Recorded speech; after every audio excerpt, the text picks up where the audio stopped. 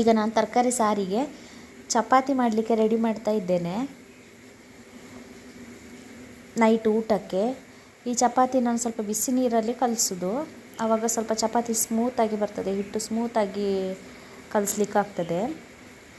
ಸ್ವಲ್ಪ ಬಿಸಿ ನೀರಿಗೆ ಉಪ್ಪು ಮತ್ತು ಸ್ವಲ್ಪ ಸಕ್ಕರೆ, ಸ್ವಲ್ಪ ಟೇಸ್ಟಿಗೆ ತಕ್ಕನಾಗೆ.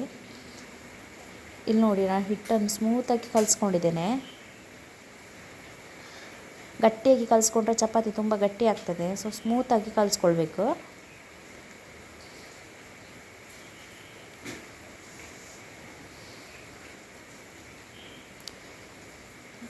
ನನಗೆ ಮಿಡ್ಲಲ್ಲಾಗ ಸ್ವಲ್ಪ ಕೆಲಸ ಇರೋದ್ರಿಂದ ನಾನು ಸ್ವಲ್ಪ ಚಪಾತಿ ಹಿಟ್ಟು ಕಲಸಿ ಸೈಡಿಗೆ ಇಟ್ಟಿದ್ದೆ. ಕಲಸಿ ಇಡುವಂಥದ್ದು ಅವಶ್ಯಕತೆ ಏನಿರುವುದಿಲ್ಲ, ಯಾಕಂದರೆ ಅದು ಸ್ಮೂತಾಗಿ ಬರ್ತದೆ. ಯಾಕಂದರೆ ಬಿಸಿ ನೀರಲ್ಲಿ ಕಲಿಸೋದಲ್ಲ, ಹಾಗಾಗಿ ಸ್ಮೂತಾಗಿ ಹಿಟ್ಟು ಸ್ಮೂತಾಗಿ ಇರ್ತದೆ.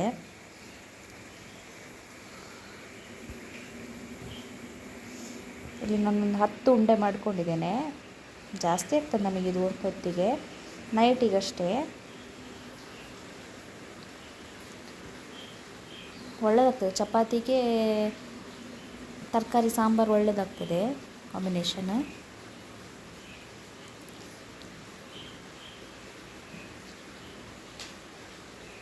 ಆ ವಿಡಿಯೋ ಲೆಂತ್ ಜಾಸ್ತಿ ಆಯ್ತು ಅಂತ ಹೇಳಿ ಆ ವಿಡಿಯೋನ ಎಂಡ್ ಮಾಡಿದೆ. ತರಕಾರಿ ವಿಡಿಯೋನ ಎಂಡ್ ಮಾಡಿ ಇದು ಇನ್ನೊಂದು ವಿಡಿಯೋ ಮಾಡ್ತಿದ್ದೇನೆ.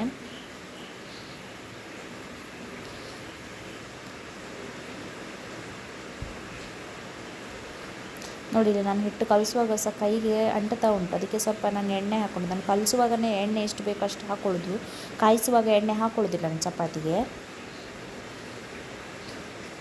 ಕಾಯಿಸುವಾಗ ಹಾಕ್ಕೊಂಡ್ರೆ ನನಗೆ ಅಷ್ಟು ಇಷ್ಟ ಆಗೋದಿಲ್ಲ. ಸೊ ಕಲಿಸುವಾಗ, ನಾನು ಹಿಟ್ಟು ಕಲಿಸುವಾಗನೇ ಎಣ್ಣೆ ಎಷ್ಟು ಬೇಕೋ ಅಷ್ಟು ಹಿಟ್ಟಿಗೆ ಸೇರಿಸ್ಕೊಳ್ತೇನೆ. ಇವಾಗ ಚಪಾತಿ ಸಹ ಒಳ್ಳೆ ಸ್ಮೂತಾಗಿ ಬರ್ತದೆ. ಇಲ್ಲದ ಚಪಾತಿ ಮೇಲೆಲ್ಲ ಎಣ್ಣೆ ಥರ ಇರ್ತದೆ, ಇದೇನು ಹಾಗೇನಿರುವುದಿಲ್ಲ. ನಾವು ಎಣ್ಣೆ ಹಾಕಿದ್ದೇವಂತಲೂ ಗೊತ್ತಾಗೋದಿಲ್ಲ, ಚಪಾತಿ ಸ್ಮೂತಾಗಿ ಸಹ ಬರ್ತದೆ. ಮತ್ತು ನಾನು ಲೇಯರ್ ಚಪಾತಿ ಆ ಥರದ್ದೇನು ಮಾಡಲಿಕ್ಕೆ ಹೋಗೋದಿಲ್ಲ, ಸಿಂಪಲಾಗಿ ಮಾಡ್ತೇನೆ. ಇಲ್ಲಿ ಚಪಾತಿ ಉಂಡೆಯಲ್ಲಿ ಸ್ವಲ್ಪ ಹಿಟ್ಟು ಜಾಸ್ತಿ ಇತ್ತು, ಇನ್ನೊಂದು ಚಿಕ್ಕದಿತ್ತು, ಅದಕ್ಕೋಸ್ಕರ ಅಡ್ಜಸ್ಟ್ ಮಾಡಿದೆ. ಇಲ್ಲೊಂದು 10 ಉಂಡೆ ಆಗಿದೆ. ಚಪಾತಿಗ ಲಟ್ಟಿಸ್ಕೊಳ್ಬೇಕು. ನಾನು ಮಾಮೂಲಿಯಾಗಿ ಲಟ್ಟಿಸ್ಕೊಳ್ಳುವಾಗ ಎಲ್ಲರೂ ಗೋಧಿ ಹಿಟ್ಟು ಯೂಸ್ ಮಾಡ್ತಾರೆ, ಅದೇ ಹಿಟ್ಟು ಯೂಸ್ ಮಾಡಿ. ನಾನು ಮೈದಾ ಹಿಟ್ಟಲ್ಲಿ ಯೂಸ್ ಮಾಡ್ತೇನೆ, ಯಾಕಂದರೆ ಗೋಧಿ ಹಿಟ್ಟು ಯೂಸ್ ಮಾಡಿದರೆ ಅದರ ಮೇಲೆಲ್ಲ ಸ್ವಲ್ಪ ಕಾಯಿಸಿದ ಮೇಲೂ ಸಹ ವೈಟ್ ಚಪಾತಿ ಮೇಲೆ ವೈಟ್ ಎಲ್ಲ ಇರ್ತದೆ. ಮೈದಾ ಹಿಟ್ಟು ಸ್ವಲ್ಪ ಸ್ಮೂತ್ ಅಲ್ಲ, ಸೊ ಅದು ಒಳ್ಳೆಯದಾಗ್ತದೆ, ನನಗೆ ನೈಸ್ ಇರ್ತದಲ್ಲ ಹಿಟ್ಟು. ಹಾಗೆ ನಾವು ಮೈದಾ ಹಿಟ್ಟಲ್ಲೇ ಚಪಾತಿ ಲಟ್ಟಿಸುವಾಗ ಸ್ವಲ್ಪ ನಾವು ಯೂಸ್ ಮಾಡ್ತೇವಲ್ಲ, ಅಂಟಬಾರ್ದಂತ ಕೋಲಿಗೆ. ಸೊ ಆವಾಗ ನಾನು ಮೈದಾ ಹಿಟ್ಟನ್ನು ಯೂಸ್ ಮಾಡೋದು, ಗೋಧಿ ಹಿಟ್ಟನ್ನು ಯೂಸ್ ಮಾಡೋದಿಲ್ಲ. ಸೊ ಇಲ್ಲಿಗೆ ತರಕಾರಿ ಸಾಂಬಾರು ಆಯಿತು. ಇದಕ್ಕೆ ಈಗ ಒಂದು ಒಗ್ಗರಣೆ ಕೊಡಬೇಕು.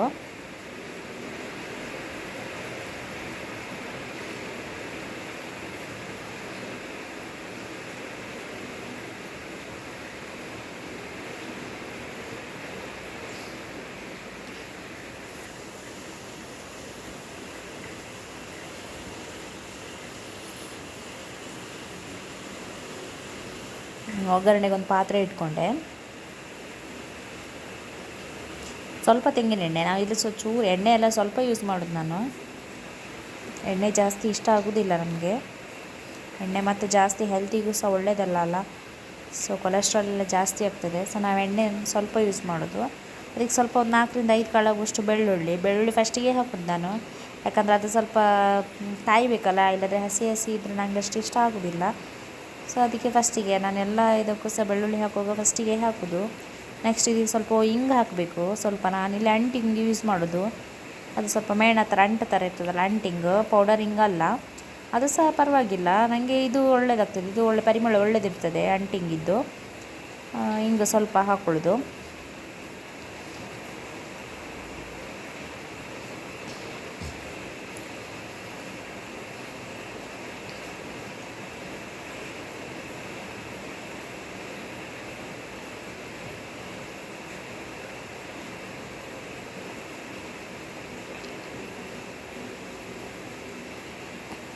ಸ್ವಲ್ಪ ಸಾಸಿವೆ, ಸಾಸಿವೆ ನಾನು ಸ್ವಲ್ಪ ಲಾಸ್ಟಿಗೆ ಹಾಕೋದು, ಯಾಕಂದರೆ ಸಾಸಿವೆ ಫಸ್ಟಿಗೆ ಹಾಕಿದರೆ ಅದು ಬೆಳ್ಳುಳ್ಳಿ ಎಲ್ಲ ಕಾಯುವಾಗ ಸಾಸಿವೆ ಸೀದೋಗ್ತದೆ, ಕರಟಿ ಹೋಗ್ತದೆ.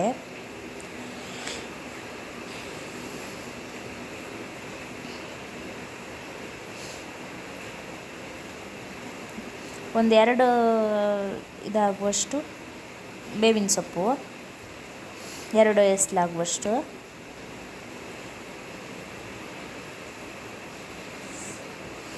ನಾನಿಲ್ಲಿ ನೋಡಿ ಸ್ವಲ್ಪ ಎಣ್ಣೆ ಕಡಿಮೆನೇ ಹಾಕಿದ್ದೇನೆ, ಹಾಗೆ ನಿಧಾನ ಫ್ರೈ ಆಗಲಿ ಪರವಾಗಿಲ್ಲ. ಎಣ್ಣೆ ಜಾಸ್ತಿ ಒಳ್ಳೆಯದಲ್ಲ ಹೆಲ್ತಿಗೆ. ನಾವಾದರೂ ಸಹ ಕೊಕೊನಟ್ ಆಯಿಲ್ ಯೂಸ್ ಮಾಡೋದು.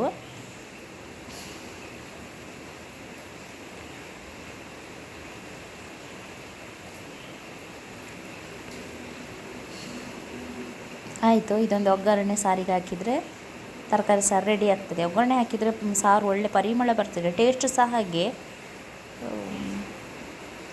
ಟೇಸ್ಟ್ ಆಗ್ತದೆ. ನಾವು ಫಂಕ್ಷನಲ್ಲೆಲ್ಲ ಊಟ ಮಾಡ್ತೇವಲ್ಲ, ಈ ಮಂಗಳೂರು ಸ್ಟೈಲು ಉಡುಪಿ ಕಡೆ ಫಂಕ್ಷನೆಲ್ಲ ಊಟ ಮಾಡ್ತೇವಲ್ಲ, ಆ ಥರ ಪರಿಮಳ, ಆ ಥರ ಟೇಸ್ಟ್ ಇರ್ತದೆ.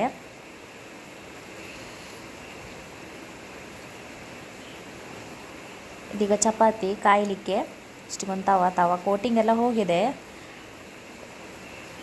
ನಂದು ಸ್ವಲ್ಪ ಹೋಗಿತ್ತು ಕೋಟಿಂಗ್, ಮತ್ತು ನಾನೇ ಅದನ್ನು ಫುಲ್ ಫುಡ್ಡಲ್ಲೆಲ್ಲ ಹೋಗ್ತದಲ್ಲ ಅಂತ ಹೇಳಿ ಅಷ್ಟು ಮಿಡ್ಲ್ ಪೋರ್ಷನ್ ಅಷ್ಟು ಅದು ಕಬ್ಬಿಣದ ಸ್ಕ್ರಬ್ ಬರ್ತದಲ್ಲ ಅದರಲ್ಲಿ ತಿಕ್ಕಿ ತೊಳೆದು ತೆಗೆದಿದ್ದೇನೆ.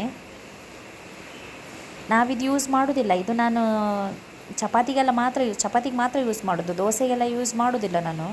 ಚಪಾತಿ ಅಂದರೆ ರಫ್ ಯೂಸ್ ಅಲ್ಲ ಅದು, ಸೊ ಆಯಿಲೆಲ್ಲ ಏನು ಹಾಕದೆ ಹಾಗೆ ಇದು ಮಾಡೋದು, ರಫ್ ಯೂಸ್ ಮಾಡೋದಲ್ಲ. ಕಾವಲಿಯೆಲ್ಲ ಹಾಳಾಗ್ತದೆ. ನಾವು ಕಾವಲಿ ಯೂಸ್ ಮಾಡೋದು ಅಂದರೆ ನಾವು ಈ ಮಂಗಳೂರು ಉಡುಪಿ ಸ್ಟೈಲ್ ನೀರು ದೋಸೆಗೆ ಯೂಸ್ ಮಾಡ್ತೇವಲ್ಲ, ನೀರು ದೋಸೆ ಕಾವಲಿ. ನಾವು ಅದರಲ್ಲೇ ಮಾಡೋದು, ಉದ್ದಿನ ದೋಸೆ, ನೀರು ದೋಸೆ, ಏನು ದೋಸೆ ಐಟಮು ಮತ್ತೇನು ರವೆ ರೊಟ್ಟಿ ಎಲ್ಲ ಸಹ ನಾವು ಅದರಲ್ಲೇ ಮಾಡೋದು. ಅದರಲ್ಲೇ ನಮಗೆ ಟೇಸ್ಟ್ ಆಗ್ತದೆ. ತವ ನನಗೆ ಅಷ್ಟು ಇಷ್ಟ ಆಗೋದಿಲ್ಲ. ತವ ಇದಕ್ಕೋಸ್ಕರ ಅಂತ ಹೇಳಿ ನಾನು ಯೂಸ್ ಮಾಡ್ತಾ ಇದ್ದೇನೆ. ತುಂಬ ಹಳೆ ತವ. ನಾನಿಲ್ಲಿ ಮೈದಾ ಹಿಟ್ಟು ತಗೊಂಡಿದ್ದೇನೆ ನೋಡಿ.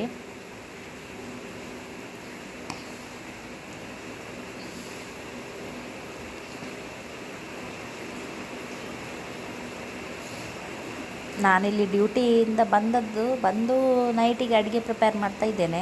ಸೊ ಡ್ರೆಸ್ ಚೇಂಜ್ ಏನು ಮಾಡಲಿಲ್ಲ ನಾವು. ಆಮೇಲೆ ಸ್ನಾನ ಮಾಡಿಯೇ ಡ್ರೆಸ್ ಚೇಂಜ್ ಮಾಡೋದು. ಡ್ಯೂಟಿಯಿಂದ ಬಂದ ಡ್ರೆಸ್ಸಲ್ಲೇ ಕೈ ಕಾಲು ಮುಖ ತೊಳೆದು ಅಡುಗೆ ಸ್ಟಾರ್ಟ್ ಮಾಡೋದು.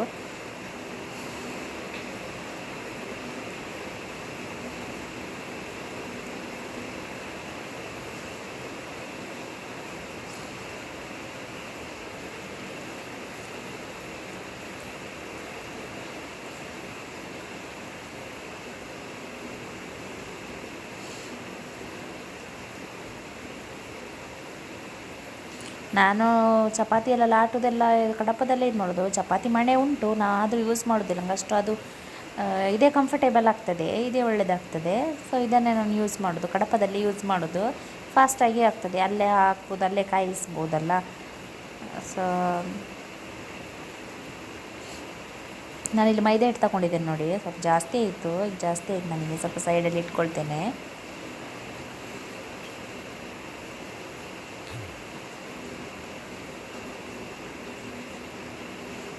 ಇಲ್ಲಿ ಕೋಲ್ ಸ್ವಲ್ಪ ವಾಶ್ ಮಾಡ್ಕೊಂಡಿದ್ದೆ, ಸೊ ಚಂಡಿ ಆಗಿತ್ತಲ್ಲ, ಸೊ ಅದಕ್ಕೆ ಸ್ವಲ್ಪ ಹಿಟ್ಟು ಒರೆಸ್ಕೊಂಡೆ.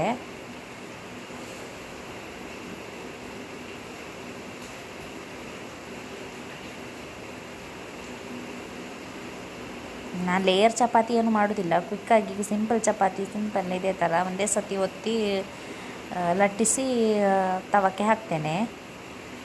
ಇದೇ ಒಳ್ಳೆ ಸ್ಮೂತ್ ಆಗ್ತದೆ, ಮಾಡುವಾಗಲೇ ಗೊತ್ತಾಗ್ತದೆ ನಿಮಗೆ ನೋಡಿ.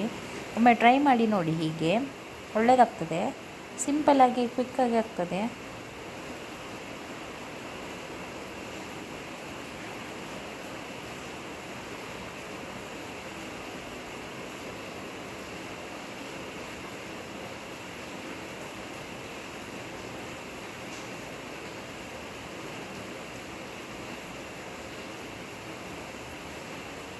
ಇದು ಮೈದಾ ಹಿಟ್ಟು ಹಾಕ್ಕೊಂಡ್ರೆ ಸ್ವಲ್ಪ ಒಳ್ಳೆಯದಾಗ್ತದೆ. ಮೈದಾ ಹಿಟ್ಟು ಆ್ಯಕ್ಚುಲಿ ಒಳ್ಳೆಯದಲ್ಲ ಹೆಲ್ತಿಗೆ, ಆದರೆ ಸಹ ನಾನು ಅಂದರೆ ಅದು ಗೋಧಿ ಹಿಟ್ಟು ಮೇಲೆ ಹಿಟ್ಟು ಥರ ಅಂತ ಅನಿಸ್ತದೆ, ಸ್ವಲ್ಪ ರಫ್ ಅಲ್ಲ ಗೋಧಿ ಹಿಟ್ಟು. ಸೊ ಇದು ನಯಸ್ ಇರ್ತದಲ್ಲ, ಹಾಗಾಗಿ ನಾನು ತುಂಬ ವರ್ಷದ ನಾನು ಇದೇ ಯೂಸ್ ಮಾಡೋದು. ಮೊದಲು ಅಮ್ಮನ ಮನೇಲಿ ಇರಬೇಕಾದ್ರೂ ಹೀಗೆ ಮೈದಾ ಹಿಟ್ಟು ಲಟ್ಟಿಸುವಾಗ ಮೈದಾ ಹಿಟ್ಟೇ ಯೂಸ್ ಮಾಡೋದು, ಕಲಿಸುವಾಗ ಫುಲ್ಲು ಗೋಧಿ ಹಿಟ್ಟೆ, ಮೈದಾ ಸೇರಿಸೋದಿಲ್ಲ. ಮತ್ತು ಇದು ನಾನು ಚಪಾತಿ ಮಾಡೋದು ಸಹ ಫುಲ್ ಪ್ಲೈನ್ ಗೋಧಿ ಹಿಟ್ಟು ಬರ್ತದಲ್ಲ ಅದು.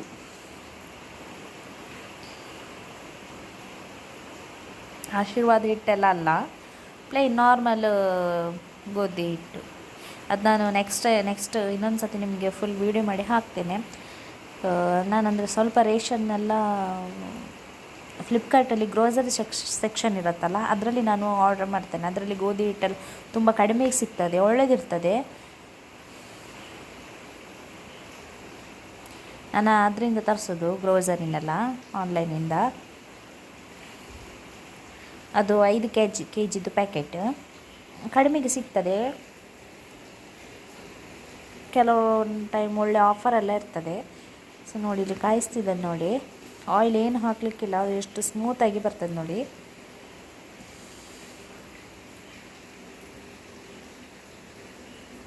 ನಾನಂದರೆ ಒಮ್ಮೆಲೆ ಈಗ ಇಲ್ಲಿ ಚಪಾತಿ ಲಟ್ಟಿಸ್ತಾ ಅದನ್ನು ಕಾಯಿಸೋದು, ಇಲ್ಲಾಂದರೆ ಮತ್ತೆ ಲೇಟ್ ಆಗ್ತದಲ್ಲ ಅಂತ ಹೇಳಿ. ಮತ್ತು ನನಗೆ ಈಗ ನೆಕ್ಸ್ಟ್ ಫಸ್ಟ್ ಅಡುಗೆ ಕೆಲಸ ಆದಮೇಲೆ ಮತ್ತೆ ಸ್ನಾನ ಮಾಡಿ ದೀಪ ಇಡಬೇಕು.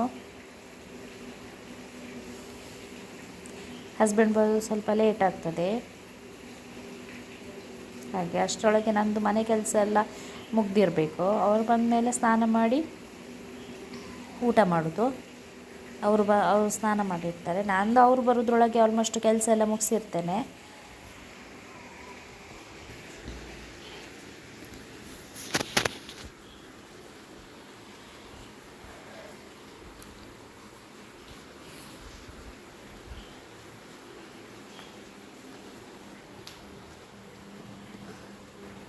ನಿಧಾನ ಕಾಯಿಸಬೇಕು, ಒಳ್ಳೆ ರೀತಿ ಕಾಯ್ತದೆ.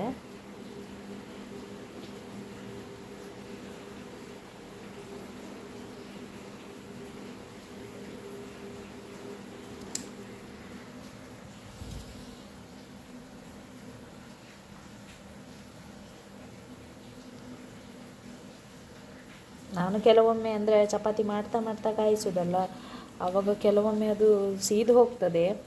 ನೋಡ್ತಾ ಇರಬೇಕು, ಎರಡು ಒಟ್ಟೊಟ್ಟಿಗೆ ಕೆಲಸ ಮಾಡಬೇಕಾದ್ರೆ.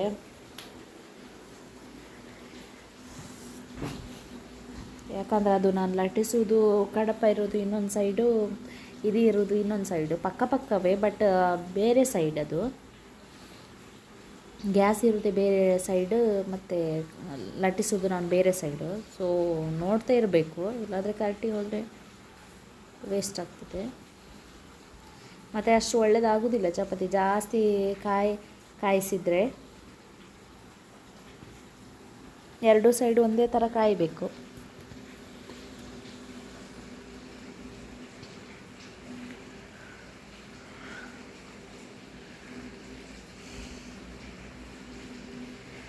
ಒಳ್ಳೆಯದಾಗ್ತದೆ. ಹೀಗೆ ಒಮ್ಮೆ ಟ್ರೈ ಮಾಡಿ ನೋಡಿ. ಚಪಾತಿಗೆ ಇದು ಪೂರಿಗೂ ಸಹ ಸಾಂಬಾರು ಮಾಡಿ ತೋರಿಸಿದೆ. ಸಾಂಬಾರು ಸಹ ಒಳ್ಳೆಯದಾಗ್ತದೆ, ಚಪಾತಿಗೂ ಸಹ ಒಳ್ಳೆಯದಾಗ್ತದೆ. ಇವತ್ತು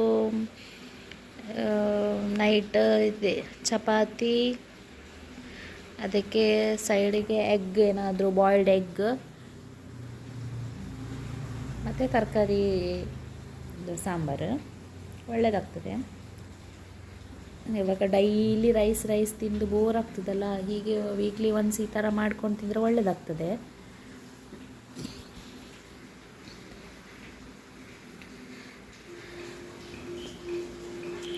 ನೋಡಿ, ನಾನು ಎಷ್ಟು ಚಪಾತಿ ಮಾಡಿದ್ದೇನೆ ನೋಡಿ ಎಷ್ಟು ಸ್ಮೂತಾಗಿದೆ ನೋಡಿ. ಒಳ್ಳೆಯದಾಗ್ತದೆ. ಆಯಿಲ್ ಅಂದರೆ ಫಸ್ಟಿಗೆ ನೋಡಿ, ಆಯಿಲ್ ಏನು ಗೊತ್ತಾಗೋದು, ಫುಲ್ಲು ಡ್ರೈ. ಕೈಯನ್ನು ಮುಟ್ಟಿದರೂ ಸಹ ಆಯಿಲ್ ಏನು ಹಿಡಿಯೋದಿಲ್ಲ. ನಾನು ಎಷ್ಟು ಆಯಿಲ್ ಬೇಕು ಅಷ್ಟು ಹಿಟ್ಟು ಕಲಿಸುವಾಗಲೇ ಹಾಕಿದ್ದೇನೆ ನೋಡಿ. ಅಷ್ಟು ಒಳ್ಳೆಯದಾಗಿದೆ, ಟೇಸ್ಟ್ ಸಹ ಹಾಗೆ ಒಳ್ಳೆಯದಾಗಿದೆ. ಮತ್ತು ಹಾಗೆ ಹಸ್ಬೆಂಡ್ ಡ್ಯೂಟಿಯಿಂದ ಬರುವಾಗ ಮಸಾಲೆ ಪುರಿ ತಂದರು. ಸೊ ಮಸಾಲೆ ಪುರಿ ತಿಂದೆ.